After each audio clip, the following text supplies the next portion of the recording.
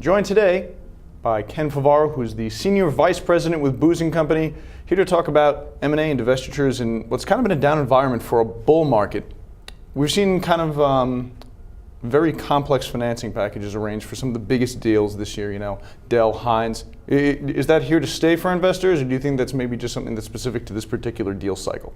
I think it's pretty exceptional to this particular deal cycle because the deal cycle itself is such an exceptional one. I see it as a prolonged, not deep, but just prolonged downturn in the typical M&A cycle. And I think in that environment, people are looking to make acquisitions, but the uncertainty is so great that they're hedging their bets with these complex deals.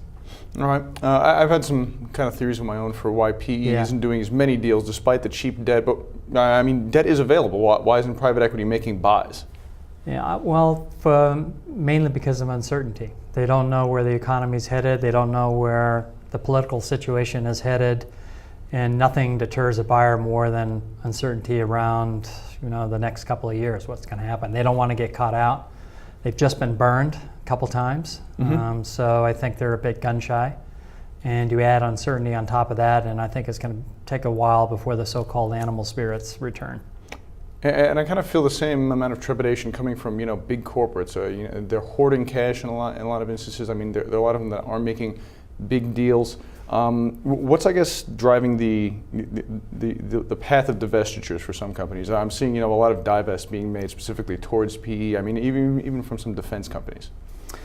Yeah, well, at a macro level, I think what's driving is bad performance.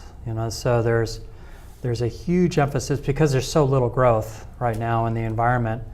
The only way companies can grow their bottom line is basically by averaging up their margins. And so they're looking at the companies that are driving their margins down on average and looking for ways to get rid of them. And as I said, they're not prepared to make acquisitions on the same order that they were before because of the great uncertainty that we all have to live with at the moment. All right. The stock market, at least, is at a high, but facing headwinds. For M&A, what are your predictions for the rest of the year, 2014? M&A is going to prove to be, this year will prove to be a disappointing year for M&A. With the stock markets at the level that it's at, with the cash holdings and the net debt that's so low in most public companies, you would expect this to be a pretty healthy year, but it's not. It's going to disappoint. There's the volume of M&A already is not as high as you would normally expect when a stock market is as high as it is. I think that's partly because of what we all know. The stock market isn't really high relative to what it was a decade ago when you adjust it for money. And two, it's just being propped up by low interest rates at the moment, not good fundamentals. All right, not exactly a terrific prognosis for the future, but thank you very much for joining us today. I'm John Marino for The Deal.